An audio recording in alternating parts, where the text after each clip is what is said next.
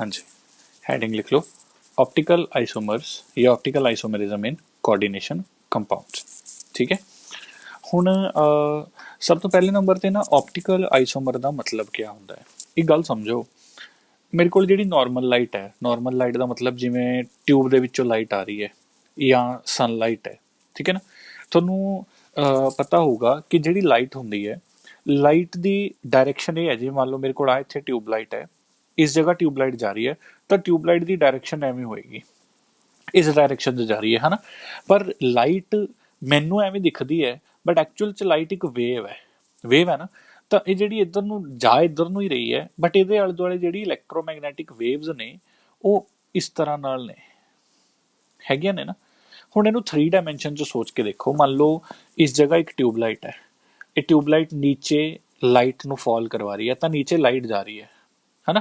ਪਰ ਜਿਹੜੀਆਂ ਲਾਈਟ ਦੀਆਂ ਰੇਡੀਏਸ਼ਨਸ ਹੈ ਉਹ ਐਵੇਂ ਜਾ ਰਹੀਆਂ ਹੋਣੀਆਂ। ਹੁਣ ਇਹ ਜਿਹੜੀ ਇਹ ਹੁੰਦੀ ਹੈ ਵਾਈਬ੍ਰੇਸ਼ਨ, ਇਹ ਰੇਡੀਏਸ਼ਨ ਦਾ ਹੀ ਵਾਈਬ੍ਰੇਸ਼ਨ ਹੈ ਵੀ ਇਸ ਤਰ੍ਹਾਂ ਨਾਲ ਜਾ ਰਹੀ ਹੈ, ਠੀਕ ਹੈ। ਹੁਣ ਇਹ ਜਿਹੜੀ ਵਾਈਬ੍ਰੇਸ਼ਨ ਹੁੰਦੀ ਹੈ ਨਾ, ਇਹ ਹਰ ਡਾਇਰੈਕਸ਼ਨ 'ਚ ਹੁੰਦੀ ਹੈ, ਜਾਂ ਜਿਹੜਾ ਪਲੇਨ ਆਫ ਰੇਡੀਏਸ਼ਨ ਹੈ ਉਹ ਹਰ ਡਾਇਰੈਕਸ਼ਨ ਦੇ ਅੰਦਰ ਪੋਸੀਬਲ ਹੁੰਦਾ ਹੈ। ਮਤਲਬ ਹਰ ਡਾਇਰੈਕਸ਼ਨ ਦਾ ਮਤਲਬ ਕੀ ਹੈ, ਮੰਨ ਲਓ ਆ ਮੇਰੇ ਕੋਲ ਲਾਈਟ ਸੋਰਸ ਹੈ, ਇੱਥੋਂ ਲਾਈਟ ਨੀਚੇ ਨੂੰ ਜਾ ਰਹੀ ਹੈ, ਤਾਂ ਇਹਦੀ ਜਿਹੜੀ ਰੇਡੀਏਸ਼ਨ ਹੈ, ਇਹਦੀ ਜਿਹੜੀ ਵੇਵ ਹੈ ਉਹ ਇਸ ਤਰ੍ਹਾਂ ਨਾਲ ਵੀ ਹੋਏਗੀ ਇੱਧਰ ਨੂੰ, ਉਹ ਇਸ ਤਰ੍ਹਾਂ ਨਾਲ ਵੀ ਹੋ ਸਕਦੀ ਹੈ, ਐਕਸ ਐਕਸਿਸ ਤੇ ਵਾਈ ਐਕਸਿਸ ਤੇ ਵੀ ਹੋ ਸਕਦੀ ਹੈ, ਐਕਸ ਔਰ ਵਾਈ ਦੇ ਵਿਚਕਾਰ ਵੀ ਵਾਈਬ੍ਰੇਸ਼ਨ ਹੁੰਦੀ ਹੈ, ਉਹ ਕਿਸੇ ਵੀ ਡਾਇਰੈਕਸ਼ਨ 'ਚ ਹੋ ਸਕਦੀ ਹੈ, ਉਹਦੀ ਕੋਈ ਫਿਕਸ ਡਾਇਰੈਕਸ਼ਨ ਨਹੀਂ ਹੁੰਦੀ। ਲਾਈਟ ਦੀ ਡਾਇਰੈਕਸ਼ਨ ਫਿਕਸ ਹੈ।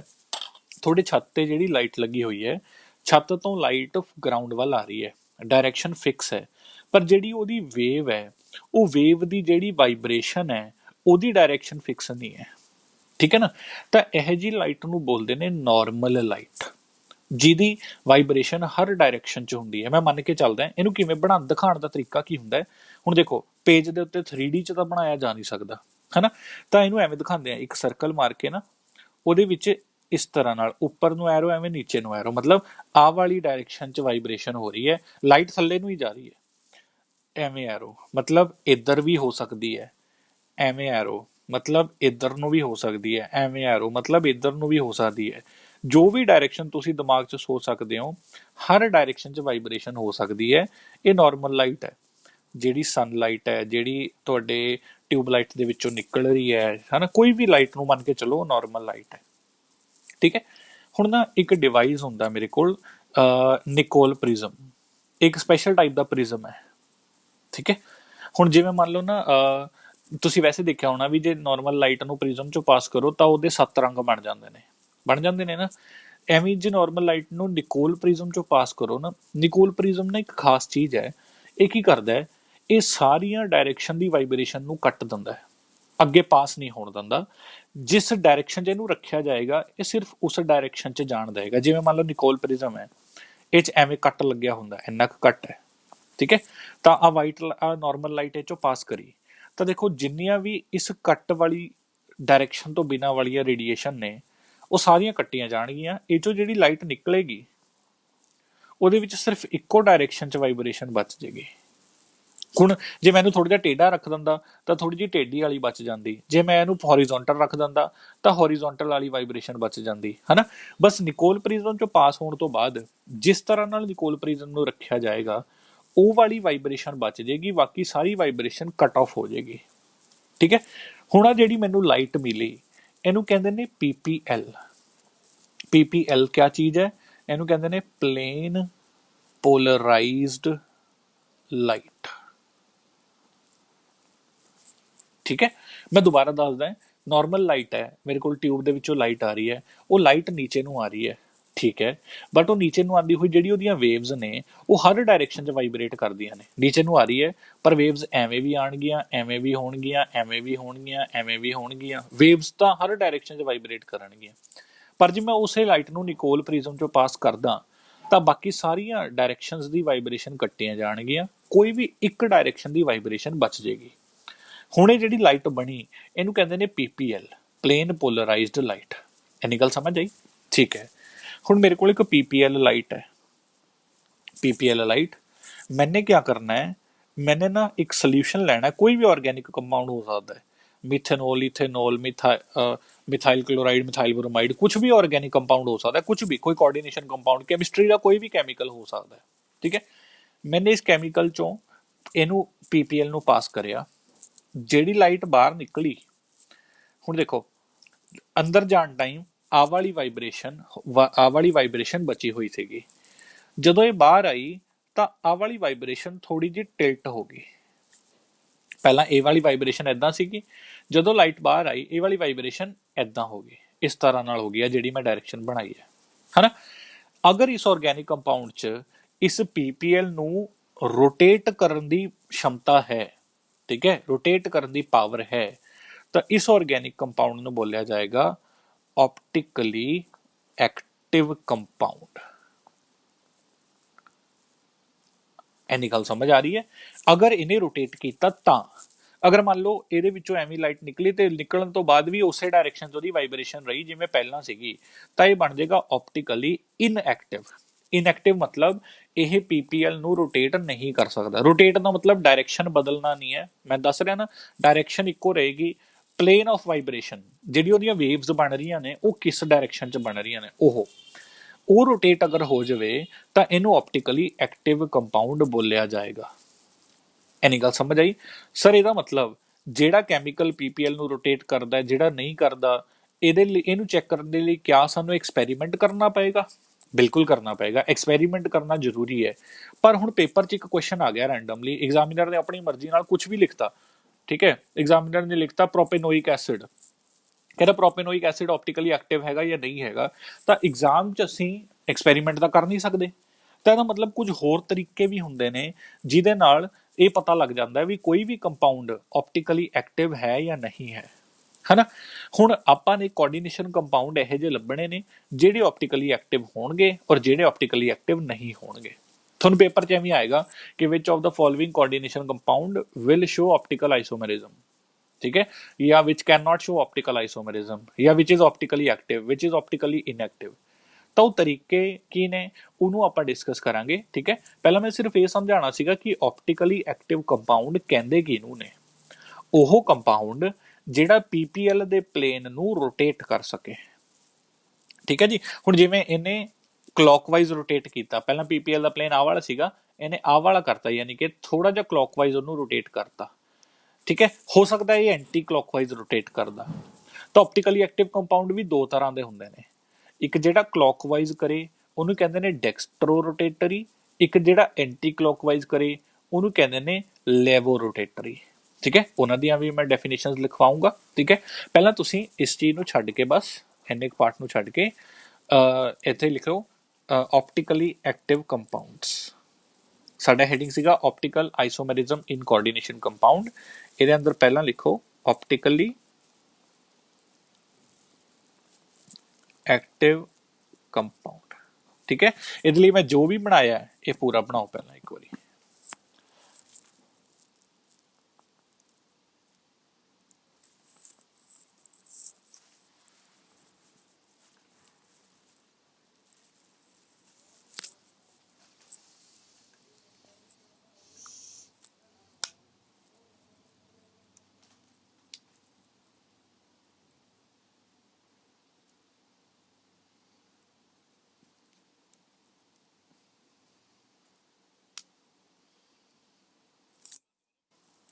ਇਹ ਤੁਸੀਂ ਬਣਾਇਆ ਹੋਇਆ ਜੀ ਪਹਿਲਾਂ? ਇੱਕ ਵਾਰੀ ਬਣਾ ਲਓ, ਕੋਈ ਗੱਲ ਨਹੀਂ, ਇੰਨਾ ਕੁ ਪਾਰਟ ਬਣਾ ਲਓ ਬਸ, ਆ ਸਾਰਾ ਜੋ ਵੀ ਮੈਂ ਬਣਾਇਆ।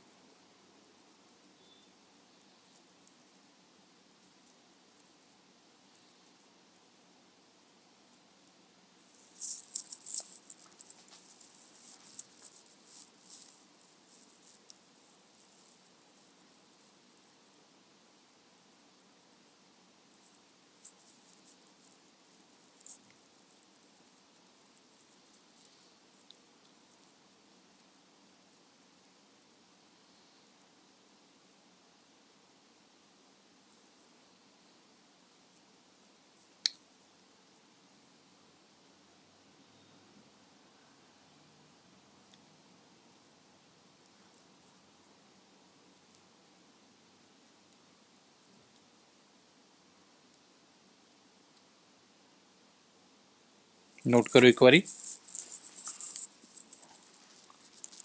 हाँ जी, नोट करिए एक बारी। पहला ऑप्टिकली एक्टिव कंपाउंड दी मतलब एक दो तीन पॉइंट्स दी फॉर्म च लिख लो, ठीक है। The compounds which can rotate the compounds which can rotate plane of polarized light. The compounds which can rotate plane of polarized light are known as optically active compounds, are known as optically active compounds। ठीक है, अगली line च लिखो। The compound which rotates, the compound which rotates plane of polarized light, the compounds which rotates plane of polarized light in clockwise direction, the compound which rotates plane of polarized light in clockwise direction are known as dextrorotatory, dextro, dextro, dextrorotatory। ठीक है, कई बार compound ਦੇ ਨਾਮ ਦੇ ਨਾ bracket ਚ positive ਵੀ ਲਿਖਿਆ ਹੁੰਦਾ ਹੈ, ਪੋਜ਼ਿਟਿਵ ਦਾ ਮਤਲਬ ਵੀ ਡੈਕਸਟਰੋ ਰੋਟੇਟਰੀ ਹੁੰਦਾ ਹੈ, ਆਰ ਨੋਨ ਐਜ਼ ਡੈਕਸਟਰੋ ਰੋਟੇਟਰੀ। ਅਗਲੀ ਲਾਈਨ ਚ the compounds which rotate plane of PPL in anti-clockwise direction, the compounds which rotate plane of PPL in anti-clockwise direction are known as levorotatory, LAEVO, levorotatory। levorotatory ਨੂੰ negative sign ਨਾਲ represent ਕਰਦੇ are known as levorotatory। ਲੈਵੋਰੇਟਰੀ ਦੇ bracket 'ਚ negative sign, ਮਤਲਬ ਤੁਹਾਨੂੰ ਕਈ ਵਾਰੀ ਨਾ ਗਲੂਕੋਜ਼ ਦੇ ਨਾਲ ਲਿਖਿਆ ਹੁੰਦਾ ਹੈ, ਗਲੂਕੋਜ਼ ਜਿਵੇਂ ਡੈਕਸਟਰੋ ਲੈਵੋ ਚ ਆਉਂਦਾ ਹੈ ਤਾਂ ਗਲੂਕੋਜ਼ ਦੇ ਅੱਗੇ ਪੋਜ਼ਿਟਿਵ ਲਿਖਿਆ ਹੁੰਦਾ ਹੈ ਤਾਂ ਮਤਲਬ ਉਹ ਡੈਕਸਟਰੋ ਰੋਟੇਟਰੀ ਗਲੂਕੋਜ਼ ਹੈ, ਨੈਗੇਟਿਵ ਲਿਖਿਆ ਹੁੰਦਾ ਤਾਂ ਮਤਲਬ ਉਹ ਲੈਵੋ ਰੋਟੇਟਰੀ। ਸੇਮ ਚੀਜ਼ ਡੈਕਸਟਰੋ ਵੀ ਔਰ ਲੈਵੋ ਵੀ ਦੋਨੋਂ ਹੋ ਸਕਦੀ ਹੈ, ਠੀਕ ਹੈ, ਉਹ ਵੀ ਆਪਾਂ ਦੱਸਾਂਗੇ ਕਿਵੇਂ ਕਰਨਾ ਹੈ, ਠੀਕ ਹੈ। ਤਾਂ ਇਹਨਾਂ ਸਮਝ ਆਇਆ। ਪਹਿਲੀ ਗੱਲ ਤਾਂ ਆਪਟੀਕਲੀ ਐਕਟਿਵ ਕੰਪਾਊਂਡ ਉਹ ਨੇ ਜਿਹੜੇ ਪੀਪੀਐਲ ਦੇ ਪਲੇਨ ਨੂੰ ਰੋਟੇਟ ਕਰ ਸਕਦੇ ਨੇ। ਜੇ ਪੀਪੀਐਲ ਕਿਸੇ ਕੰਪਾਊਂਡ ਚੋਂ ਪਾਸ ਕਰੀ ਔਰ ਪਲੇਨ ਤੇ ਕੋਈ ਫਰਕ ਨਹੀਂ ਪਿਆ, ਜਿੱਦਾਂ ਪਹਿਲਾਂ ਦੀ ਵਾਈਬ੍ਰੇਸ਼ਨ ਸੀਗੀ ਉਵੇਂ ਦੀ ਬਾਅਦ ਚ ਵਾਈਬ੍ਰੇਸ਼ਨ ਹੈ, ਤਾਂ ਉਹ ਆਪਟੀਕਲੀ ਇਨਐਕਟਿਵ ਕੰਪਾਊਂਡ ਬਣ ਜਾਏਗਾ। ਔਰ ਜੇ ਰੋਟੇਸ਼ਨ ਕਰੀ ਹੈ ਤਾਂ ਉਹ ਆਪਟੀਕਲੀ ਐਕਟਿਵ ਕੰਪਾਊਂਡ ਬੋਲਿਆ ਜਾਏਗਾ, ਠੀਕ ਹੈ। ਹੁਣ ਜਿਵੇਂ ਸਾਨੂੰ ਕਿਵੇਂ ਪਤਾ ਲੱਗੇਗਾ ਵੀ ਕਿਹੜਾ ਕੰਪਾਊਂਡ ਆਪਟੀਕਲੀ ਐਕਟਿਵ ਹੈ ਕਿਹੜਾ ਇਨਐਕਟਿਵ ਹੈ, ਮਤਲਬ ਬਿਨਾਂ ਐਕਸਪੈਰੀਮੈਂਟ ਤੋਂ। ਇਹਦਾ ਐਕਸਪੈਰੀਮੈਂਟ ਦੇਖ ਰਹੇ ਆਪਾਂ ਵੀ ਰਾਈਟ ਨੂੰ ਰੋਟੇਟ ਕਰਿਆ ਜਾਂ ਲੈਫਟ ਨੂੰ ਰੋਟੇਟ ਕਰਿਆ, ਬਿਨਾਂ ਐਕਸਪੈਰੀਮੈਂਟ ਤੋਂ ਕਿਵੇਂ ਪਤਾ ਲੱਗਦਾ ਹੈ, ਉਹਦੀ ਇੱਕ ਬਹੁਤ ਬੜੀ ਕੰਡੀਸ਼ਨ ਹੈ, ਠੀਕ ਹੈ ਨਾ। ਇੱਥੇ ਨੋਟ ਪਾ ਕੇ ਲਿਖ ਲਓ, ਨੋਟ ਬਹੁਤ ਇੰਪੋਰਟੈਂਟ ਕੰਡੀਸ਼ਨ ਹੈ, ਇਹ ਸਭ ਤੋਂ ਇੰਪੋਰਟੈਂਟ ਕੰਡੀਸ਼ਨ ਇਹੀ ਹੈ, ਨੋਟ ਪਾ ਕੇ ਲਿਖੋ। the compounds whose mirror image, the compound whose mirror image does not superimpose, the compound whose mirror image does not superimpose on each other, does not superimpose on each other, superimpose, super impose, impose, superimpose on each other, are known as are optically active, are optically active। मतलब examiner ने कोई भी एक compound देता भी दसो ਇਹ optically active है या नहीं, ਆਪਾਂ ਕੀ ਕਰਨਾ ਹੈ, ਆਪਾਂ ਉਸ ਕੰਪਾਊਂਡ ਦਾ ਸਟਰਕਚਰ ਬਣਾਉਣਾ ਹੈ, ਉਹਦੀ ਮਿਰਰ ਇਮੇਜ ਬਣਾਉਣੀ ਹੈ। ਜੇ ਕੰਪਾਊਂਡ ਦੇ ਸਟਰਕਚਰ ਉਹਦੀ ਮਿਰਰ ਇਮੇਜ ਬਿਲਕੁਲ ਸੇਮ ਚੀਜ਼ ਹੈ ਤਾਂ ਉਹ ਆਪਟੀਕਲੀ ਇਨਐਕਟਿਵ ਹੋਏਗਾ। ਜੇ ਕੰਪਾਊਂਡ ਔਰ ਉਹਦੀ ਮਿਰਰ ਇਮੇਜ ਬਿਲਕੁਲ ਅਲੱਗ-ਅਲੱਗ ਚੀਜ਼ਾਂ ਨੇ, ਮਤਲਬ ਦੋਨਾਂ ਦਾ ਕੋਈ ਮੈਚ ਨਹੀਂ ਹੈ, ਤਾਂ ਉਹ ਆਪਟੀਕਲੀ ਐਕਟਿਵ ਹੋਏਗਾ। ਮਿਰਰ ਇਮੇਜ ਸੁਪਰਇੰਪੋਜ਼ ਨਹੀਂ ਕਰਨੀ ਚਾਹੀਦੀ, ਮੈਚ ਨਹੀਂ ਕਰਨੀ ਚਾਹੀਦੀ। ਮਿਰਰ ਇਮੇਜ ਕੋਈ ਨਵੀਂ ਚੀਜ਼ ਬਣਨੀ ਚਾਹੀਦੀ ਹੈ। ਗੱਲ ਸਮਝ ਆਈ? ਮੈਂ ਜਿਵੇਂ ਇੱਕ ਐਗਜ਼ਾਮਪਲ ਦਿੰਦਾ, ਹੁਣ ਆਪਾਂ ਕੋਆਰਡੀਨੇਸ਼ਨ ਕੰਪਾਊਂਡ ਪੜ੍ਹ ਰਹੇ ਹਾਂ, ਤਾਂ ਮੈਂ ਕੋਆਰਡੀਨੇਸ਼ਨ ਦੀ ਹੀ ਕੋਈ ਐਗਜ਼ਾਮਪਲ ਦਿੰਦਾ, ਠੀਕ ਹੈ? ਤਾਂ ਜਿਵੇਂ ਮੈਂ ਇੱਕ ਐਗਜ਼ਾਮਪਲ ਤੋਂ ਆਪਾਂ ਸਟਾਰਟ ਕਰਦੇ ਹਾਂ, ठीक है? इक्वेशन लिखो फटाफट। Check whether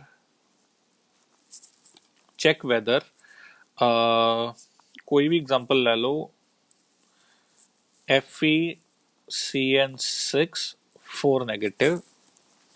check whether FeCN6 4 negative is optically active या फिर इनएक्टिव। मतलब ਜਿਹੜਾ FeCN464 ਨੈਗੇਟਿਵ ਹੈ, ਕਿਆ ਇਹ ਆਪਟੀਕਲੀ ਐਕਟਿਵ ਹੈ ਜਾਂ ਇਨਐਕਟਿਵ ਹੈ? ਪਹਿਲੀ ਗੱਲ ਤਾਂ ਨਾ ਤੁਹਾਨੂੰ ਇਹਦੀ ਸ਼ੇਪ ਬਣਾਣੀ ਆਣੀ ਚਾਹੀਦੀ ਹੈ। ਐਵੇਂ ਨਹੀਂ ਹੈ ਵੀ ਰੈਂਡਮਲੀ ਕਿਸੇ ਵੀ ਡਾਇਰੈਕਸ਼ਨ 'ਚ CN ਜੋੜ ਦਿਓ, ਠੀਕ ਹੈ?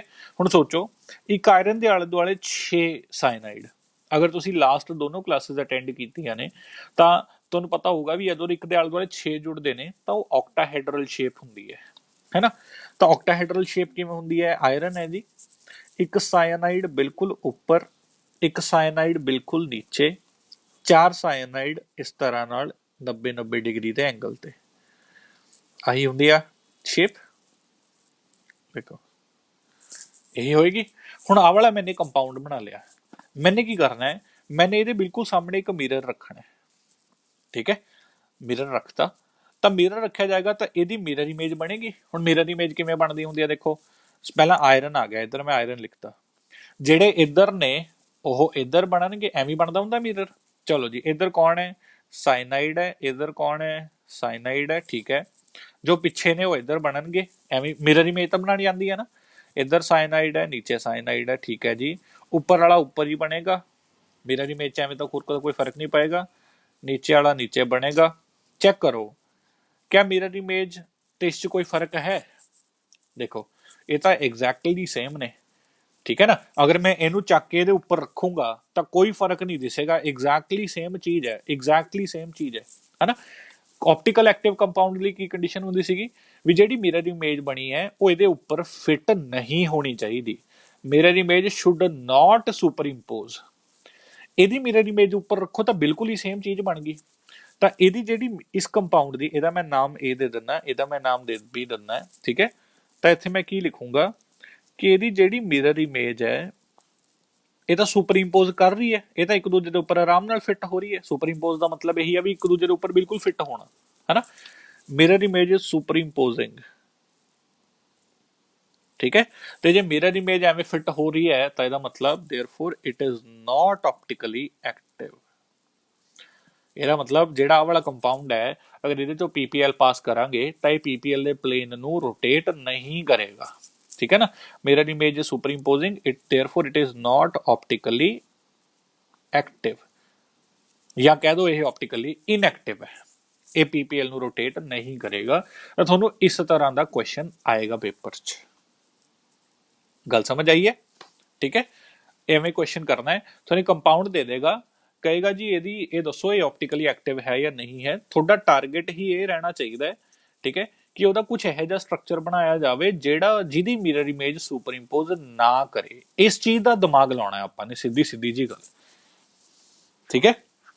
ਇਹ ਤਾਂ ਚਲ ਮੈਂ ਬਹੁਤ ਸੌਖਾ ਦਿੱਤਾ ਸੀਗਾ, ਇਹਦਾ ਪੂਰੀ ਤਰ੍ਹਾਂ ਨਾਲ ਸਿਮੈਟਰੀ ਸੀਗੀ, 6 ਦੇ 6 ਸਾਇਨਾਈਡ ਨੇ ਤਾਂ ਸਾਫ਼ ਹੀ ਪਤਾ ਲੱਗਣਾ ਸੀਗਾ ਵੀ ਜੋ ਮਰਜ਼ੀ ਬਣਾ ਲਓ ਉਹੀ ਚੀਜ਼ ਬਣਨੀ ਹੈ ਨਾ?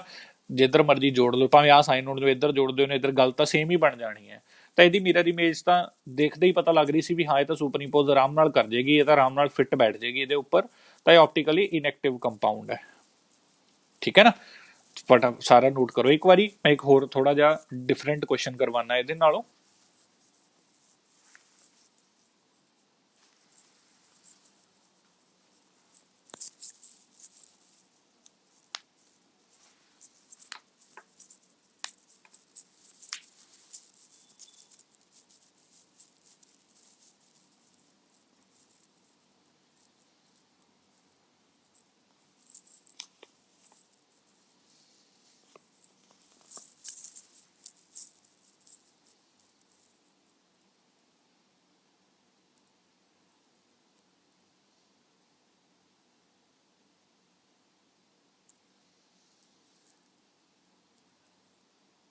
ठीक है जी। एक होर क्वेश्चन करते हैं ਆਪਾਂ थोड़ा ਜਿਹਾ स्टेटमेंट इस बारी चेंज करते हैं, डिफरेंट क्वेश्चन ट्राई करते हैं। नैक्सट पेज की गल कर लेने। चलो क्वेश्चन लिखो, ड्रॉ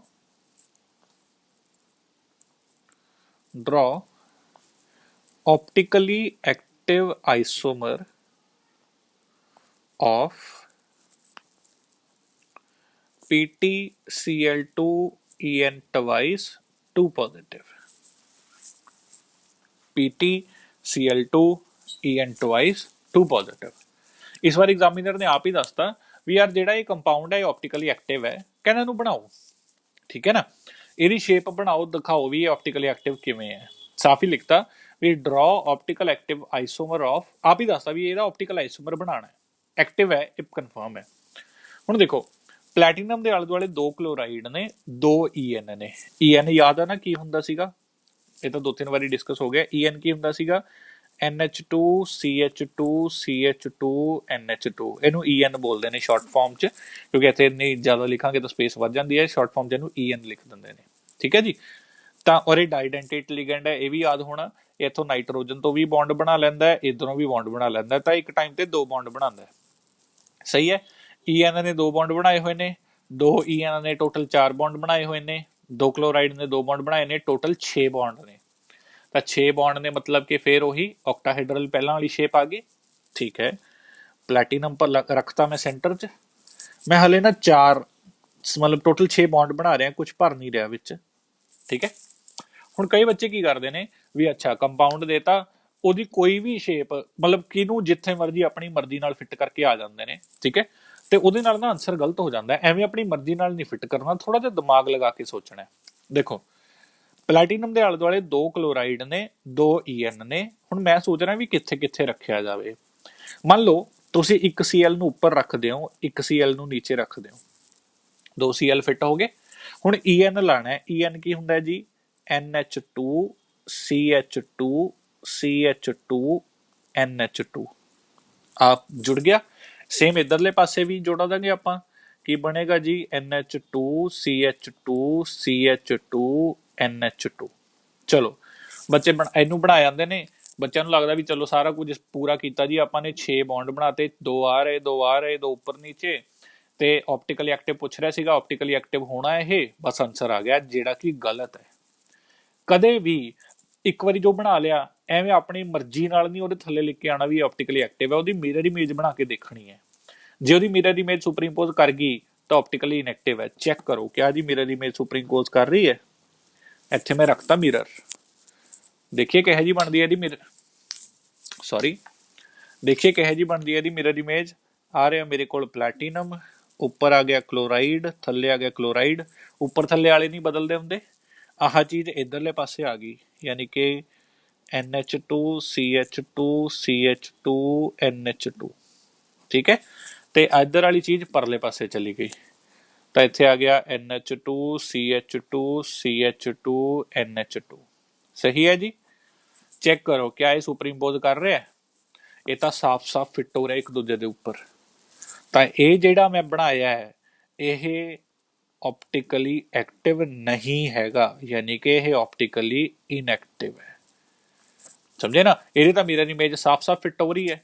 ਕਿਉਂ ਆਪਟੀਕਲੀ ਐਕਟਿਵ ਹੈ, ਬਿਕੋਜ਼ ਇਹਦੀ ਮਿਰਰ ਇਮੇਜ ਸੁਪਰ ਇੰਪੋਜ਼ ਕਰ ਰਹੀ ਹੈ। ਪਰ ਐਗਜ਼ਾਮੀਨਰ ਤਾਂ ਨੇ ਤਾਂ ਕਿਹਾ ਸੀਗਾ ਵੀ ਇਹਦਾ ਆਪਟੀਕਲੀ ਐਕਟਿਵ ਬਣਾ ਕੇ ਦਿਖਾਓ। ਇਹਦਾ ਮਤਲਬ ਅਸੀਂ ਜੋ ਬਣਾਇਆ ਨਾ ਗਲਤ ਹੈ, ਸਾਰਾ ਕੁਝ ਸ਼ੇਪ ਗਲਤ ਨਹੀਂ ਹੈ, ਅਸੀਂ ਜਿਵੇਂ ਅਰੇਂਜਮੈਂਟ ਕੀਤੀ ਹੈ ਉਹ ਗਲਤ ਹੈ। ਤਾਂ ਸਹੀ ਅਰੇਂਜਮੈਂਟ ਕਰਨੀ ਹੈ ਆਪਾਂ ਨੇ। ਠੀਕ ਹੈ। ਤੇ ਸਹੀ ਅਰੇਂਜਮੈਂਟ ਕਰਨ ਦਾ ਮੈਂ ਇੱਕ ਤਰੀਕਾ ਦੱਸਦਾ। ਕੋਸ਼ਿਸ਼ ਕਰਿਆ ਕਰੋ ਜਿਹੜੇ ਡਾਈਡੈਂਟੇਟ ਲਿਗੈਂਡ ਹੁੰਦੇ ਨੇ, ਡਾਈਡੈਂਟੇਟ ਜਿਵੇਂ ਕਿ ਆਹੀ ਦੋ ਵਾਰ ਜੁੜਨ ਵਾਲੇ ਹਨਾ, ਉਹਨਾਂ ਨੂੰ ਨਾ ਇੱਕੋ ਪਲੇਨ 'ਚ ਨਾ ਰੱਖਿਆ ਕਰੋ।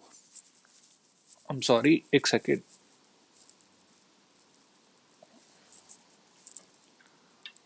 ਹਾਂਜੀ, ਜਿਹੜੇ ਡਾਈਡੈਂਟੇਟ ਲਿਗੈਂਡ ਹੁੰਦੇ ਨੇ ਉਹਨਾਂ ਨੂੰ ਨਾ ਸੇਮ ਪਲੇਨ 'ਚ ਨਾ ਰੱਖਿਆ ਕਰੋ। ਹੁਣ ਜਿਵੇਂ ਮੈਨੇ ਇਸ ਡਾਈਡੈਂਟੇਟ ਲਿਗੈਂਡ ਨੂੰ ਵੀ ਇੱਥੇ ਰੱਖਤਾ, ਦੂਜੇ ਨੂੰ ਵੀ ਇੱਧਰ ਹੀ ਰੱਖਤਾ। ਡਾਈਡੈਂਟੇਟ ਲਿਗੈਂਡ ਨੂੰ ਐਵੇਂ ਕੋਸ਼ਿਸ਼ ਕਰਿਆ ਕਰੋ ਵੀ ਅੱਧਾ ਕੁ ਪਲੇਨ 'ਚ ਰਵੇ, ਅੱਧਾ ਪਲੇਨ ਤੋਂ ਬਾਹਰ ਰਵੇ। ਜਦੋਂ ਉਹੋ ਜਿਹੀ ਚੀਜ਼ ਬਣਾਓਗੇ ਉਹ ਆਪਟੀਕਲੀ ਐਕਟਿਵ ਬਣੇਗੀ ਹਮੇਸ਼ਾ। ਠੀਕ ਹੈ। ਜਿਵੇਂ ਮੈਂ ਕੀ ਕਰਦਾ, मैं इनू एवें बनाना है प्लैटिनम, पहला मैं डाइडेंटेट ਇਹਦੇ ਬਾਰੇ ਹੀ ਸੋਚਦਾ, ਇੱਕ ਨੂੰ ਮੈਂ ਰੱਖ ਲਿਆ ਪਲੇਨ 'ਚ NH2 CH2 CH2 NH2, ਇੱਕ ਨੂੰ ਪਲੇਨ ਦੇ ਅੰਦਰ ਫਿੱਟ ਕਰ ਲਿਆ। ਦੂਜੇ ਨੂੰ ਮੈਂ ਪਲੇਨ 'ਚ ਨਹੀਂ ਰੱਖੂੰਗਾ, ਦੂਜੇ ਨੂੰ ਕਿਵੇਂ ਰੱਖੂੰਗਾ, ਅੱਧਾ ਪਲੇਨ 'ਚ ਆਹੀ ਹੁੰਦੀ ਹੈ ਨਾ ਬੌਂਡ, ਉੱਪਰ Cl ਰੱਖਤਾ, ਇੱਕ Cl ਇੱਧਰਲੇ ਪਾਸੇ ਰੱਖਤਾ, ਅੱਧਾ ਪਲੇਨ 'ਚ, ਅੱਧਾ ਪਲੇਨ ਤੋਂ ਥੱਲੇ ਵਾਲੇ ਪਾਸੇ CH2 CH2 NH2, ਇਸ ਤਰ੍ਹਾਂ ਨਾਲ ਸਮਝੇ ਨਾ। ਇਹ 'ਚ ਪਲੇਨ ਕਿੱਥੇ ਹੈ, ਇਹ 'ਚ ਆ ਰਿਹਾ ਪਲੇਨ, ਆ Cl NH2 NH2 ਆਹ ਵਾਲਾ ਪਲੇਨ, ਠੀਕ ਹੈ। ਹੁਣ ਜੇ ਤੁਸੀਂ ਇਹਦੀ ਮਿਰਰ ਇਮੇਜ ਬਣਾਓਗੇ, ਉਹ ਸੁਪਰ ਇੰਪੋਜ਼ ਨਹੀਂ ਕਰੇਗੀ, ਯਾਨੀ ਕਿ ਉਹ ਆਪਟੀਕਲੀ ਐਕਟਿਵ ਬਣ ਜਾਏਗਾ। ਮੈਂ ਇਹਦੀ ਮਿਰਰ ਇਮੇਜ ਵੀ ਬਣਾ ਦਿੰਦਾ, ਕਿਵੇਂ ਬਣੇਗੀ। ਇੱਧਰ ਆ ਗਿਆ ਜੀ ਸੈਂਟਰ 'ਚ ਤਾਂ ਪਲੈਟੀਨਮ ਆ ਗਿਆ, ਆ Cl ਇੱਧਰਲੇ ਪਾਸੇ ਆ ਜਾਏਗਾ, Cl ਆ ਗਿਆ, ਉੱਪਰ ਵਾਲੇ Cl ਨੂੰ ਫਰਕ ਨਹੀਂ ਪੈਣਾ, ਨੀਚੇ ਵਾਲੇ NH2 ਨੂੰ ਫਰਕ ਨਹੀਂ ਪੈਣਾ, ਹਨਾ। ਪਰ ਆ ਇੱਧਰ ਹੈ, ਇਹ ਫਰੰਟ ਤੇ ਇੱਧਰ ਆ ਜਾਏਗਾ। ਮਿਰਰ ਇਮੇਜ ਐਵੇਂ ਬਣਦੀ ਹੁੰਦੀ ਹੈ ਨਾ, ਮਿਰਰ ਇਮੇਜ ਬਣਾਉਣੀ ਆਉਣੀ ਚਾਹੀਦੀ ਹੈ ਬਈ। NH2 CH2 CH2 NH2, ठीक सही है। जो फ्रंट ते वो बैक ते आ जाएगा NH2 CH2 CH2 NH2, इस तरह का। ਹੁਣ ਇਹਦੇ ਅੰਦਰ ਪਲੇਨ ਕਿਹੜਾ ਹੈ, ਇਹਦੇ ਅੰਦਰ ਆਹ ਵਾਲਾ ਇਦਾਂ ਪਲੇਨ ਹੈ, ਠੀਕ ਹੈ। ਇੱਥੇ ਹੋਣਾ ਚਾਹੀਦਾ, ਥੋੜਾ ਜਿਹਾ ਟੇਢਾ ਬਣਾਤਾ ਮੈਂ, ਠੀਕ ਹੈ। ਹੁਣ ਆਹਾ ਔਰ ਆਹਾ ਜੇ ਮੈਂ ਇਹਨੂੰ ਚੱਕ ਕੇ ਇਹਦੇ ਉੱਪਰ ਰੱਖਾਂ, ਦੇਖੋ ਸੁਪਰ ਇੰਪੋਜ਼ ਨਹੀਂ ਕਰੇਗਾ। ਆਹ ਚੀਜ਼ ਇੱਧਰ ਆਏਗੀ, ਆਹ ਚੀਜ਼ ਥੱਲੇ ਨੂੰ ਹੈ, ਜਿਹੜਾ ਆਹ ਫੇਸ ਬਣ ਰਿਹਾ ਐਵੇਂ ਐਵੇਂ, ਆਹ ਵਾਲਾ ਜਿਹੜਾ ਫੇਸ ਬਣ ਰਿਹਾ ਇਸ 'ਚ ਰਾਈਟ ਸਾਈਡ ਤੇ ਸੀਗਾ, ਦੇਖੋ ਫੇਸ, ਇਸ 'ਚ ਫੇਸ ਲੈਫਟ ਸਾਈਡ ਤੇ ਹੈ, ਤਾਂ ਸੁਪਰ ਇੰਪੋਜ਼ ਨਹੀਂ ਕਰੇਗਾ। ਯਾਨੀ ਕਿ ਇੱਥੇ ਮੈਂ ਲਿਖ ਦਿੰਦਾ ਮਿਰਰ ਇਮੇਜ ਨਾਟ ਸੁਪਰ ਇੰਪੋਜ਼ਿੰਗ, ਮਿਰਰ ਇਮੇਜ ਜਾਂ ਡਜ਼ ਨਾਟ ਸੁਪਰ ਇੰਪੋਜ਼, ਜਿਵੇਂ ਮਰਜ਼ੀ ਲਿਖ ਲਓ। mirror image does not superimpose, therefore it is optically active। ਗੱਲ ਸਮਝ ਆ ਰਹੀ ਹੈ ਨਾ। ਤਾਂ ਆਪਟੀਕਲੀ ਐਕਟਿਵ ਕੌਣ, ਜਿਹੜਾ PPL ਦੇ ਪਲੇਨ ਨੂੰ ਰੋਟੇਟ ਕਰੇ। ਜੇ ਰਾਈਟ ਨੂੰ ਰੋਟੇਟ ਕਰੇਗਾ ਤਾਂ ਡੈਕਸਟਰੋ, ਜੇ ਲੈਫਟ ਨੂੰ ਰੋਟੇਟ ਕਰੇਗਾ ਤਾਂ ਲੈਵੋ, ਠੀਕ ਹੈ। ਉਸ ਤੋਂ ਬਾਅਦ ਆਪਟੀਕਲੀ ਐਕਟਿਵ ਚੈੱਕ ਕਿਵੇਂ ਕਰਨਾ ਹੈ, ਕੋਈ ਵੀ ਇਹੋ ਜਿਹਾ ਕੰਪਾਊਂਡ ਜਿਹਦੀ ਮਿਰਰ ਇਮੇਜ ਸੁਪਰ ਇੰਪੋਜ਼ ਨਹੀਂ ਕਰ ਰਹੀ, ਉਹ ਆਪਟੀਕਲੀ ਐਕਟਿਵ ਹੋਏਗਾ। ਜਿਹਦੀ ਮਿਰਰ ਇਮੇਜ ਸੁਪਰ ਇੰਪੋਜ਼ ਕਰ ਰਹੀ ਹੈ, ਉਹ ਆਪਟੀਕਲੀ ਇਨਐਕਟਿਵ ਹੋਏਗਾ, ਠੀਕ ਹੈ ਜੀ। ਨੋਟ ਕਰੋ ਫਟਾਫਟ ਇਹ ਦੋਨੋਂ ਚੀਜ਼ਾਂ। ਤਾਂ ਜਿਵੇਂ ਐਗਜ਼ਾਮੀਨਰ ਨੇ ਕਿਹਾ ਵੀ ਆਪਟੀਕਲੀ ਐਕਟਿਵ ਆਈਸੋਮਰ ਬਣਾਓ, ਤਾਂ ਉੱਪਰ ਵਾਲਾ ਨਹੀਂ ਬਣਾ ਕੇ ਬਹਿ ਜਾਣਾ, ਨੰਬਰ ਨਹੀਂ ਮਿਲਣੇ। ਨੀਚੇ ਵਾਲਾ ਧਿਆਨ ਨਾਲ ਦੇਖੋ, ਕੋਸ਼ਿਸ਼ ਕਰਨੀ ਹੈ ਡਾਇਡ ਐਂਡ ਡੇਟ ਨੂੰ ਇਸ ਤਰ੍ਹਾਂ ਨਾਲ ਅਰੇਂਜ ਕਰੋ ਜਿਵੇਂ ਮੈਂ ਅਰੇਂਜ ਕਰਿਆ। ਨੋਟ ਕਰੋ ਜਲਦੀ ਜਲਦੀ।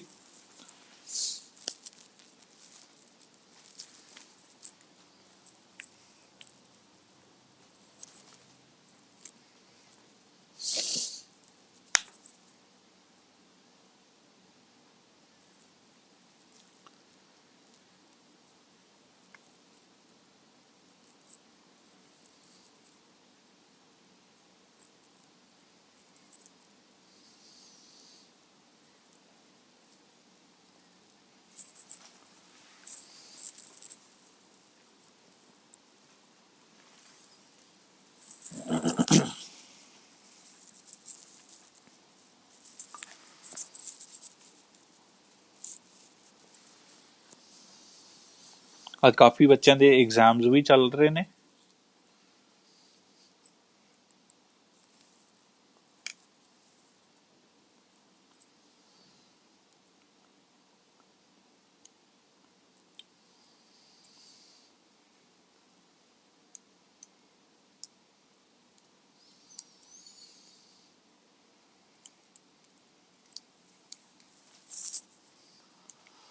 ਦੇਖੋ ਦੋਨੋਂ ਕੰਪਾਊਂਡ ਸੇਮ ਨੇ, ਸਿਰਫ ਅਰੇਂਜਮੈਂਟ ਮੈਂ ਉਸ ਅਕੋਰਡਿੰਗਲੀ ਕੀਤੀ ਵੀ ਇਹਦੀ ਮਿਰਰ ਇਮੇਜ ਸੁਪਰ ਇੰਪੋਜ਼ ਕਰ ਰਹੀ ਹੈ, ਇਹਦੀ ਮਿਰਰ ਇਮੇਜ ਸੁਪਰ ਇੰਪੋਜ਼ ਨਹੀਂ ਕਰ ਰਹੀ। ਅਰੇਂਜਮੈਂਟ ਦਾ ਹੀ ਸਾਰਾ ਕੁਐਸਚਨ ਹੈ, ਠੀਕ ਹੈ ਨਾ। ਅਰੇਂਜਮੈਂਟ ਦਾ ਹੀ ਸਾਰਾ ਖੇਡ ਹੈ, ਅਰੇਂਜਮੈਂਟ ਸਹੀ ਹੋਣੀ ਚਾਹੀਦੀ ਹੈ, ਤਾਂ ਆਪਣੇ ਆਪ ਹੀ ਉਹ ਆਪਟੀਕਲੀ ਐਕਟਿਵ ਜਾਂ ਇਨਐਕਟਿਵ ਡਿਸਾਈਡ ਹੋ ਜਾਏਗਾ ਤੁਹਾਡਾ। ਛੋਟੀਆਂ ਛੋਟੀਆਂ ਗੱਲਾਂ ਨੇ, ਇਹਨਾਂ ਦਾ ਧਿਆਨ ਰੱਖਣਾ ਬਹੁਤ ਜ਼ਿਆਦਾ ਜ਼ਰੂਰੀ ਹੈ, ਠੀਕ ਹੈ।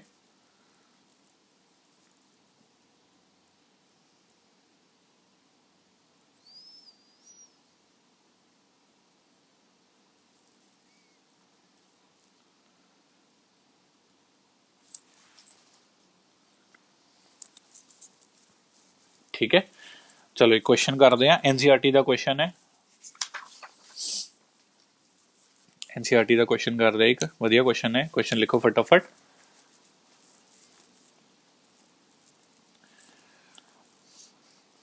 Out of the following, out of the following comma which is chiral, CHIRAL। Chiral भी एक दूसरा नाम है ऑप्टिकली एक्टिव होने का, यानी कि कायरल पूछा तो बेसिकली ऑप्टिकली एक्टिव पूछ रही है कौन है। ठीक है, NCERT out of the following which is chiral यानी कि ऑप्टिकली एक्टिव। केड़े केड़े ने, दो ऑप्शन ने ਇਹਦੇ अंदर। पहला है सिज CrCl2 En ट्वाइस, ये आएगा पॉजिटिव। दूजा है trans CrCl2 En twice positive. Check करो माड़ा जा, ये दोनों स्ट्रक्चर बना के देखो। Cis CrCl2 En twice positive and trans CrCl2 En twice positive, ये दोनों ਦੇ ਵਿੱਚੋਂ ਕਿਹੜਾ ऑप्टिकली एक्टिव होएगा। ट्राई करके देखो, पहला दोनों बनाओगे ਤਾਂ ਹੀ पता लगेगा, फिर दोनों की मिरर इमेज बनाओगे। ठीक है, फिर मिरर इमेज देखो कि सुपरइम्पोज कर रही है कि नहीं कर रही। फटाफट ट्राई करके देखो इनू।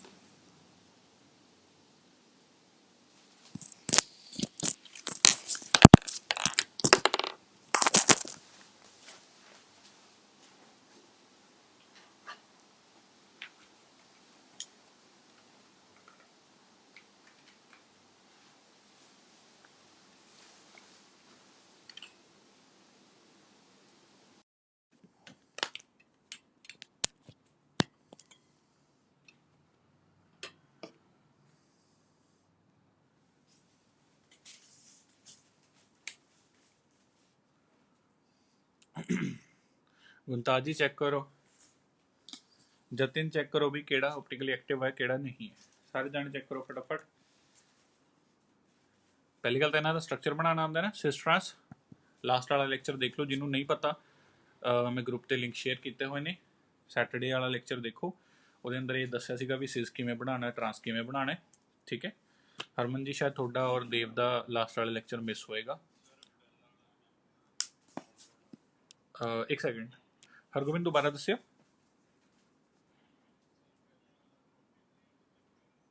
पहले वाला ऑप्टिकली इनएक्टिव है, चेक करते हैं।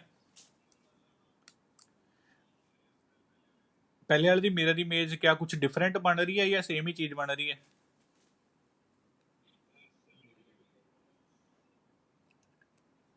हाँ जी गुलताज जी की कह रहे हो? पहले की डिफरेंट बन रही है। ठीक है जी गुलताज, बिल्कुल सही है। मेरे ख्याल हरगोबिंद भी वही कहना चाहता है, वह पॉइंट अलग है। देखो पहले तो मैं चेक करदा है सी क्रोमियम के आले दुआले की कुछ है। क्रोमियम के आले दुआले 2 क्लोराइड है और EN डाइडेंटेड लिगेंड 2 है, यानी कि टोटल 6 है। 6 बॉन्ड्स बन रही ने, 2 एदियां, दो बार एदियां बन रही ने, ताकि 6 बॉन्ड बन रही ने। चीज तो दोनों सेम ही है, सिर्फ सिस ट्रांस का फर्क है। मैं पहले वाला बना के देखना, सिस वाला बना के देखना। सिस CrCl2 En ट्वाइस पॉजिटिव, सही है जी। सेंटर च रख लिया अपने CR। सिज बनाने वास्ते नाल वाली पोजीशन होनी जरूरी है। मैं क्या सी ना, लास्ट वाला यूट्यूब वाला लेक्चर देखो भी, हमेशा छोट जेड़ा लैस नंबर ऑफ कंपाउंड जेड़ा जिहदी गिनती घट है ਉਹਦੇ ਵੱਲ ध्यान देना अपने। Cl 2 बार ही है, En 2 बार है, पर 2 बार जुड़ के 4 बार जुड़िया होया टोटली। Cl 2 बार है, तो इनू सिज बनाना, सिज मतलब नाल नाल। चलो मैं एवं करदा, ਇੱਥੇ Cl जोड़ता, ਇਹਦੇ ਨਾਲ ही ਇੱਥੇ Cl जोड़ देना दूसरे वाला। ठीक है, अगे En ਹੁਣ ਇਹ ਨਾਲ ਨਾਲ ਹੋ ਗਿਆ ਤਾਂ ਸਿਜ਼ ਹੋ ਗਿਆ। En ਤਾਂ ਆਹੀ ਫਿਰ ਦੋ ਜਗ੍ਹਾ ਜੁੜ ਸਕਦਾ, ਇੱਧਰ En ਜੁੜ ਜਾਏਗਾ, ਮੈਂ En ਨੂੰ En ਹੀ ਲਿਖ ਦਿੰਦਾ, ਕੋਈ ਫਰਕ ਨਹੀਂ ਪੈਂਦਾ। ਤੇ ਅੱਧਾ ਨੀਚੇ ਅੱਧਾ ਇਸ ਜਗ੍ਹਾ ਤੇ ਇਦਾਂ ਹੀ ਜੁੜ ਜਾਏਗਾ है ना। मिरर इमेज बनाने सी आर आ सी एल इधर ਨੂੰ ਆ ਜਾਏਗਾ ऊपर वाला सी एल ऊपर ही रहेगा फिर आ वाला ई एन इस तरफ आ जाएगा ई एन आ गया इस तरह नाल ਤੇ ਇਹ ਵਾਲਾ ई एन बैक साइड ਤੇ ਚਲਾ ਜਾਏਗਾ ई एन बैक साइड ਤੇ ਚਲਾ ਗਿਆ है ना।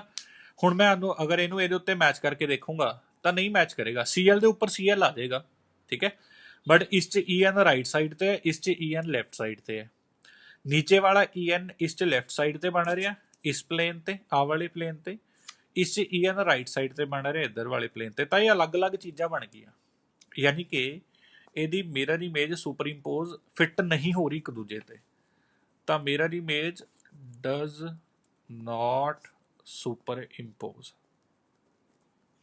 ਇਹਦਾ ਮਤਲਬ ਜੇ ਮਿਰਰ ਇਮੇਜ ਫਿੱਟ ਨਹੀਂ ਹੋ ਰਹੀ ਹੁੰਦੀ ਇਹਦਾ ਮਤਲਬ ਇਹ PPL ਨੂੰ ਰੋਟੇਟ ਕਰੇਗਾ ਯਾਨੀ ਕਿ ਇਹ ਹੈ ਆਪਟੀਕਲੀ ਐਕਟਿਵ ਪਹਿਲੇ ਵਾਲਾ ਤਾਂ ਆਪਟੀਕਲੀ ਐਕਟਿਵ ਨਿਕਲਿਆ ਆ ਠੀਕ ਹੈ ਮੈਂ ਟਰਾਂਸ ਵਾਲਾ ਬਣਾ ਕੇ ਦੇਖਦਾ ਚਲੋ ਦੂਜੀ ਐਗਜ਼ਾਮਪਲ ਲੈਂਦੇ ਆ ਦੂਜੀ ਐਗਜ਼ਾਮਪਲ ਕਿਹੜੀ ਹੈ ਜੀ ਦੂਜੀ ਐਗਜ਼ਾਮਪਲ ਹੈਗੀ ਹੈ trans CR CL2 EN twice positive check ਕਰਦੇ ਆ ਸੈਂਟਰ 'ਚ CR ਲਿਖਤਾ ਟਰਾਂਸ ਦੇ ਲਈ ਇਹ ਇੱਕ ਦੂਜੇ ਤੋਂ ਆਪੋਜ਼ਿਟ ਹੋਣੇ ਚਾਹੀਦੇ ਨੇ ਯਾਨੀ ਕਿ CL ਦੇ ਆਪੋਜ਼ਿਟ CL ਆ ਗਿਆ ਬਣ ਗਿਆ ਜੀ ਹੁਣ EN ਬਣਾਉਂਦੇ ਆ ਇੱਥੇ ਆ ਗਿਆ EN ਇੱਕ EN ਇੱਧਰ ਆ ਗਿਆ ਇਹੀ ਹੋਏਗਾ ਚਲੋ ਮਿਰਰ ਲਾਤਾ CR चेक करो मिरर इमेज आ वाला EN इधर आ जाएगा ये वाला EN इधर आ जाएगा ऊपर CL थले ऊपर थले ये तो देखो एग्जैक्टली सेम चीज़ ही बन गई इनू चक के ऊपर रखो बिल्कुल फिट हो रहे हैं है ना तो ये की बन गया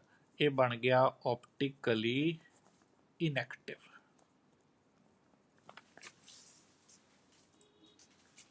गल समझ आ रही है ना ठीक है ਤਾਂ ਜਿਹਦੀ ਮਿਰਰ ਇਮੇਜ ਸੁਪਰਇੰਪੋਜ਼ ਕਰ ਜੇਗੀ ਉਹਦੇ ਉੱਪਰ ਫਿੱਟ ਹੋ ਜੇਗੀ ਉਹ ਹੋ ਜਾਏਗਾ ਆਪਟੀਕਲੀ ਇਨਐਕਟਿਵ ਜਿਹਦੀ ਮਿਰਰ ਇਮੇਜ ਇਹਦੇ ਉੱਪਰ ਫਿੱਟ ਨਹੀਂ ਹੋਏਗੀ ਉਹ ਹੋ ਜਾਏਗਾ ਆਪਟੀਕਲੀ ਐਕਟਿਵ ਇੰਨਾ ਕੁ ਫਰਕ ਹੈ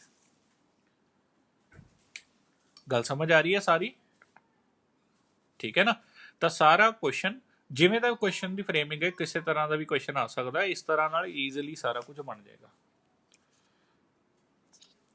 ਹੋ ਜਾਏਗਾ ਜੀ ਜਦੋਂ ਵੀ ਐਵੇਂ ਦਾ ਕੋਈ ਕੁਐਸਚਨ ਆਏਗਾ ਬੜੇ ਆਰਾਮ ਨਾਲ ਸੋਲਵ ਹੋ ਜਾਏਗਾ ਠੀਕ ਹੈ ਤਾਂ ਸਿਰਫ ਤੁਹਾਨੂੰ ਆਪਟੀਕਲੀ ਐਕਟਿਵ ਦਾ ਮਤਲਬ ਪਤਾ ਹੋਣਾ ਚਾਹੀਦਾ ਹੈ ਕਿ ਇਹ ਕੀ ਚੀਜ਼ ਹੁੰਦੀ ਹੈ ਕਿਵੇਂ ਕੰਮ ਕਰਦੀ ਹੈ ਇਹ ਸਾਰਾ ਕੁਝ ਪਤਾ ਹੋਣਾ ਚਾਹੀਦਾ ਹੈ ਠੀਕ ਹੈ ਚਲੋ ਇੱਕ ਛੋਟਾ ਜਿਹਾ ਹੈਡਿੰਗ ਲਿਖੋ ਫਟਾਫਟ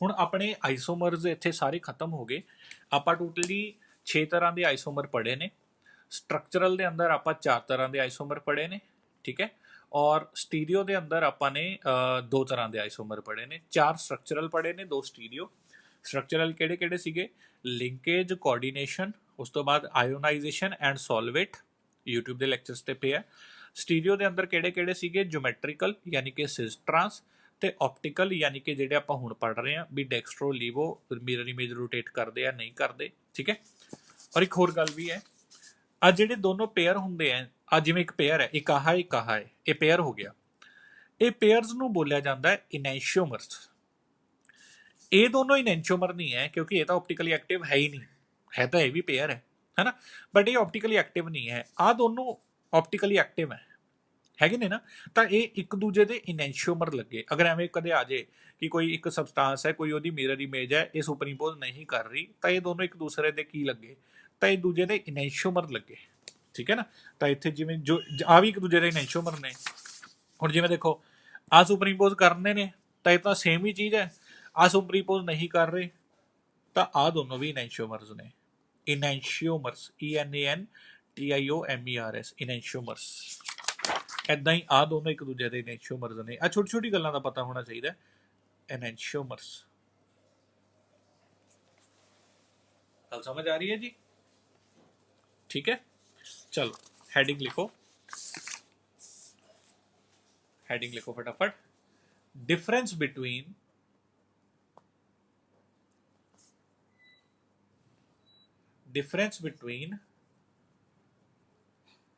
double salt and a complex difference between difference between double salt and a complex.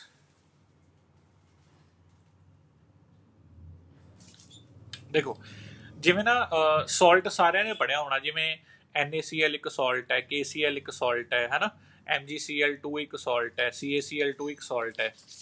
Double salt की ਹੁੰਦਾ ਹੈ ਸਾਰੇ ਸॉल्ट ਜਿਵੇਂ ਇੱਕ ਕੈਟਾਇਨ ਇੱਕ ਐਨਾਇਨ ਤੋਂ ਬਣਦੇ ਆ। ਡਬਲ ਸॉल्ट ਦੇ ਅੰਦਰ ਮਲਟੀਪਲ ਕੈਟਾਇਨ ਮਲਟੀਪਲ ਐਨਾਇਨ ਹੁੰਦੇ ਨੇ। ਠੀਕ ਹੈ, ਜਿਵੇਂ ਇੱਕ ਡਬਲ ਸॉल्ट ਹੈ KCl MgCl2.6 ਵਾਟਰ, ਇਹ ਚ ਇਹ KCl ਵੀ ਹੈ, ਇਹ ਚ MgCl ਵੀ ਹੈ, MgCl2 ਵੀ ਹੈ, ਇਹ ਚ ਵਾਟਰ ਵੀ ਹੈ, ਇਹ ਇੱਕ ਡਬਲ ਸॉल्ट ਬਣ ਗਿਆ। ਯਾਨੀ ਕਿ ਇਹ ਚ ਕੈਟਾਇਨ ਕੌਣ ਹੈ, K ਪੋਜ਼ਿਟਿਵ ਵੀ ਹੈ ਔਰ ਮੈਗਨੀਸ਼ੀਅਮ ਵੀ ਹੈ। ਇਹ ਚ ਐਨਾਇਨ ਕੌਣ ਹੈ, ਕਲੋਰਾਈਡ ਹੈ। ਮਲਟੀਪਲ ਆਇਨਸ ਹੋ ਗਏ, ਇਦਾਂ ਦੇ ਕੰਪਾਊਂਡ ਨੂੰ ਡਬਲ ਸॉल्ट ਬੋਲਦੇ ਨੇ। ਠੀਕ ਹੈ, ਹੁਣ ਜਿਹੜੇ ਕੋਆਰਡੀਨੇਸ਼ਨ ਕੰਪਾਊਂਡ ਨੇ ਧਿਆਨ ਨਾਲ ਚੈੱਕ ਕਰੋ, ਕੋਆਰਡੀਨੇਸ਼ਨ ਕੰਪਾਊਂਡ 'ਚ ਵੀ ਮਲਟੀਪਲ ਆਇਨਸ ਹੁੰਦੇ ਨੇ। ਮਤਲਬ ਕਲੋਰਾਈਡ ਵੀ ਹੈ, ਹੁਣ ਜਿਵੇਂ ਆਪਾਂ ਹੀ ਪੜ੍ਹ ਰਹੇ ਸੀਗੇ ਵੀ ਲਿਗੈਂਡਸ 4-4 6-6 ਲਿਗੈਂਡਸ ਵੀ ਹੋ ਜਾਂਦੇ ਨੇ ਨਾ। ਫਿਰ ਕੋਆਰਡੀਨੇਸ਼ਨ ਕੰਪਾਊਂਡ ਔਰ ਡਬਲ ਸॉल्ट 'ਚ ਫਰਕ ਕੀ ਹੈ? ਜਿਵੇਂ ਡਬਲ ਸॉल्ट ਕਹਿੰਦਾ ਕਿ ਕਈ ਤਰ੍ਹਾਂ ਦੇ ਆਇਨਸ ਤੋਂ ਬਣਿਆ ਹੁੰਦਾ ਹੈ, ਠੀਕ ਹੈ, ਕੋਆਰਡੀਨੇਸ਼ਨ ਕੰਪਾਊਂਡ ਵੀ ਕਈ ਤਰ੍ਹਾਂ ਦੇ ਆਇਨਸ ਤੋਂ ਬਣਿਆ ਹੁੰਦਾ ਹੈ। ਫਿਰ ਇਹਨਾਂ ਦੇ ਅੰਦਰ ਡਿਫਰੈਂਸ ਕੀ ਹੈ? ਇਹਨਾਂ ਦੇ ਅੰਦਰ ਇੱਕ ਛੋਟਾ ਜਿਹਾ ਡਿਫਰੈਂਸ ਹੈ। ਡਬਲ ਸॉल्ट ਨੂੰ ਅਗਰ ਮੈਂ ਡਿਸੋਸੀਏਟ ਕਰਾਂ, ਤੋੜਾਂ, ਤਾਂ ਉਹਦੇ ਅੰਦਰਲਾ ਹਰ ਆਇਨ ਅਲੱਗ-ਅਲੱਗ ਹੋ ਜਾਂਦਾ ਹੈ। ਮੰਨ ਲਓ ਮੈਂ ਕਿਸੇ ਡਬਲ ਸॉल्ट ਨੂੰ ਪਾਣੀ 'ਚ ਪਾਤਾ ਤਾਂ ਸਾਰੇ ਕੈਟਾਇਨ ਅਲੱਗ ਹੋ ਜਾਣਗੇ, ਸਾਰੇ ਐਨਾਇਨ ਅਲੱਗ ਹੋ ਜਾਣਗੇ, ਆਇਓਨਾਈਜ਼ ਹੋ ਜਾਣਗੇ ਅੱਛੀ ਤਰ੍ਹਾਂ ਨਾਲ। ਪਰ ਜਿਹੜਾ ਕੋਆਰਡੀਨੇਸ਼ਨ ਕੰਪਾਊਂਡ ਹੈ, ਜੇ ਮੈਂ ਉਹਨੂੰ ਪਾਣੀ 'ਚ ਪਾਇਆ ਤਾਂ ਉਹਦਾ ਕਾਊਂਟਰ ਆਇਨ ਅਲੱਗ ਹੋ ਜਾਏਗਾ। ਕਾਊਂਟਰ ਆਇਨ ਸਮਝ ਗਏ ਨਾ ਹੁਣ ਤਾਂ?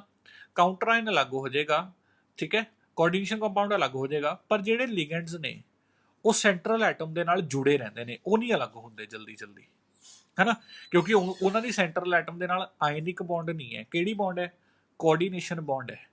ਤਾਂ ਇਹ ਸਭ ਤੋਂ ਬੜਾ ਡਿਫਰੈਂਸ ਹੈ ਡਬਲ ਸॉल्ट ਔਰ ਕੰਪਲੈਕਸ ਦੇ ਅੰਦਰ, ਕਿ ਡਬਲ ਸॉल्ट ਨੂੰ ਅਗਰ ਆਇਓਨਾਈਜ਼ ਕਰੋ ਤਾਂ ਉਹ 'ਚ ਸਾਰੇ ਕੈਟਾਇਨ ਸਾਰੇ ਐਨਾਇਨ ਅਲੱਗ-ਅਲੱਗ ਹੋ ਜਾਂਦੇ ਨੇ। ਪਰ ਕੋਆਰਡੀਨੇਸ਼ਨ ਕੰਪਾਊਂਡ ਨੇ ਜੇ ਆਇਓਨਾਈਜ਼ ਕਰੋ ਤਾਂ ਉਹ 'ਚ ਕਾਊਂਟਰ ਆਇਨ ਅਲੱਗ ਹੁੰਦਾ ਹੈ, ਬਾਕੀ ਸਕੁਆਇਰ ਬ੍ਰੈਕਟ ਅਲੱਗ ਹੁੰਦੀ ਹੈ। ਪਰ ਜੋ ਸਕੁਆਇਰ ਬ੍ਰੈਕਟ ਦੇ ਅੰਦਰ ਹੈ ਉਹ ਹਲੇ ਵੀ ਜੁੜੇ ਰਹਿੰਦੇ ਨੇ, ਉਹ ਹਲੇ ਵੀ ਕੋਆਰਡੀਨੇਟ ਬੌਂਡ ਬਣਾ ਕੇ ਬੈਠੇ ਰਹਿੰਦੇ ਨੇ, ਉਹ ਟੁੱਟਦੇ ਨਹੀਂ। ਇਹ ਸਭ ਤੋਂ ਬੜਾ ਡਿਫਰੈਂਸ ਹੈ। ਠੀਕ ਹੈ, ਤਾਂ ਪਹਿਲਾਂ ਇਹਦੇ ਅੰਦਰ ਲਿਖੋ ਮਾੜਾ ਜਿਹਾ, both double salt as well as complexes are formed by both double salt as well as complexes are formed by combination of both double salt as well as complexes are formed by combination of two or more stable compounds.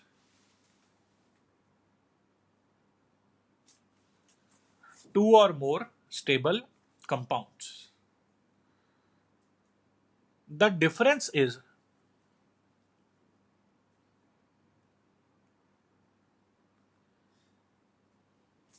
that double salt dissociate into ions completely, that double salt dissociate into ions completely when dissolved in water.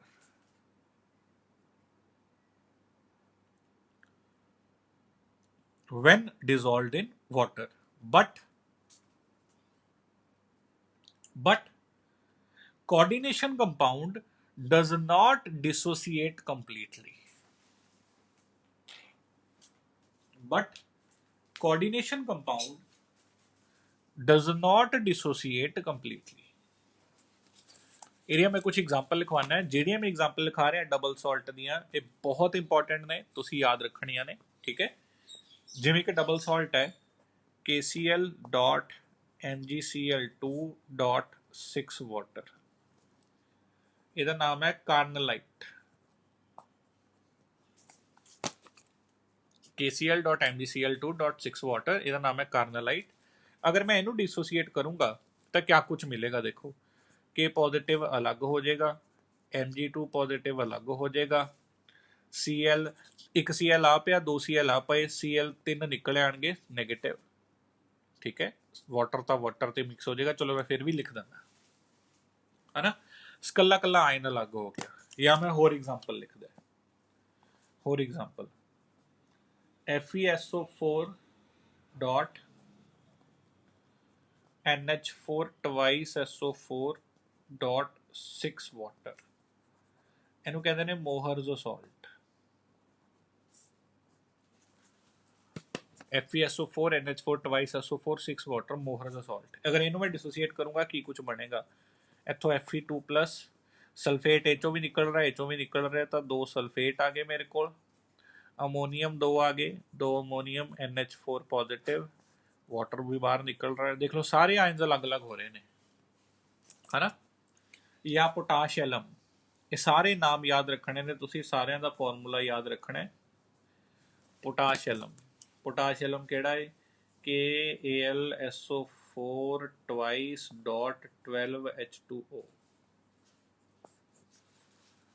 ਇਹ ਚੋਂ ਕਿਹੜੇ ਕਿਹੜੇ ion ਮਿਲਣਗੇ? K positive, Al3 positive, SO4 2 negative, water 12 molecule water.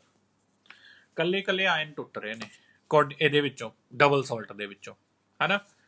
ਜੇ ਮੈਂ coordination compound ਦੀ ਗੱਲ ਕਰਾਂ, ਜਿਵੇਂ K4FeCN6 ਇਹਦੀ ਗੱਲ ਕਰਾਂ, ਅਗਰ ਮੈਂ ਇਹਨੂੰ ਆਇਓਨਾਈਜ਼ ਕਰਨ ਦੀ ਕੋਸ਼ਿਸ਼ ਕਰਾਂ ਤਾਂ ਜਿਹੜਾ ਕਾਊਂਟਰ ਆਇਨ ਹੈ ਇਹ ਅਲੱਗ ਹੋ ਜਾਏਗਾ, ਯਾਨੀ ਕਿ 4 ਤਾਂ ਮਿਲ ਜਾਣਗੇ K ਪੋਜ਼ਿਟਿਵ ਔਰ FeCN6 4 ਨੈਗੇਟਿਵ ਮਿਲ ਜਾਣਗੇ, ਹਨਾ।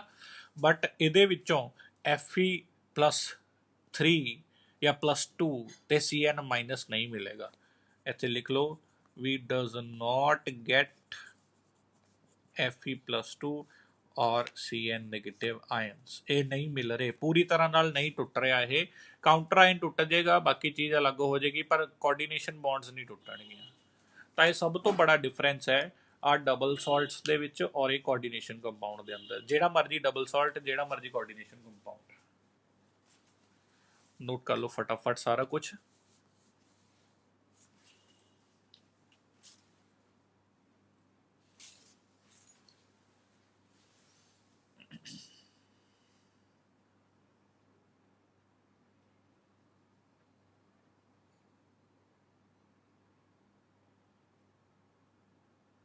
ਇਹ ਵਾਲਾ ਲੈਕਚਰ ਜੀ YouTube ਤੇ ਵੀ ਜਾਏਗਾ, ਤਾਂ ਅਗਰ ਕਿਸੇ ਦਾ ਕੋਈ ਪਾਰਟ ਵੀਕ ਸਿਗਨਲ ਕਰਕੇ ਮਿਸ ਹੋ ਗਿਆ ਜਾਂ ਨਹੀਂ ਸਮਝ ਲੱਗ ਰਹੀ ਤਾਂ YouTube ਤੇ ਆ ਜਾਏਗਾ। ਪਿਛਲੇ ਇੱਕ ਲੈਕਚਰ ਦੇ ਵਿੱਚ ਇੱਕ ਦਿੱਕਤ ਆ ਰਹੀ ਸੀਗੀ, ਉਹਦੀ ਕੁਆਲਿਟੀ ਬਹੁਤ ਲੋ ਆ ਰਹੀ ਸੀਗੀ, ਉਹ ਥੋੜੀ ਜਿਹੀ ਪ੍ਰੋਬਲਮ ਸੀਗੀ ਦੇਖਣ 'ਚ, ਉਹ ਮੈਂ ਸਹੀ ਸੈਟਿੰਗਸ ਨਹੀਂ ਕੀਤੀਆਂ। ਇਸ ਵਾਰ ਇਹਦੀ ਕੁਆਲਿਟੀ ਬਿਲਕੁਲ HD ਆਏਗੀ। ਬਸ ਕੋਸ਼ਿਸ਼ ਕਰਿਓ ਕਿ ਇਹਨੂੰ ਵਾਈਫਾਈ ਤੇ ਲੈਕਚਰਸ ਨੂੰ ਦੇਖੋ YouTube ਦੇ ਉੱਤੇ, ਅਗਰ ਕੋਈ ਪ੍ਰੋਬਲਮ ਆ ਰਹੀ ਹੈ। ਠੀਕ ਹੈ ਜੀ, ਬਾਕੀ ਆਪਾਂ ਕੱਲ 2 ਵਜੇ ਮਿਲਦੇ ਆ। Thank you so much. ਪਹਿਲਾਂ ਇੱਕ ਵਾਰੀ ਨੋਟ ਕਰ ਲਓ ਜਿਨ੍ਹਾਂ ਦਾ ਰਹਿੰਦਾ ਹੈ।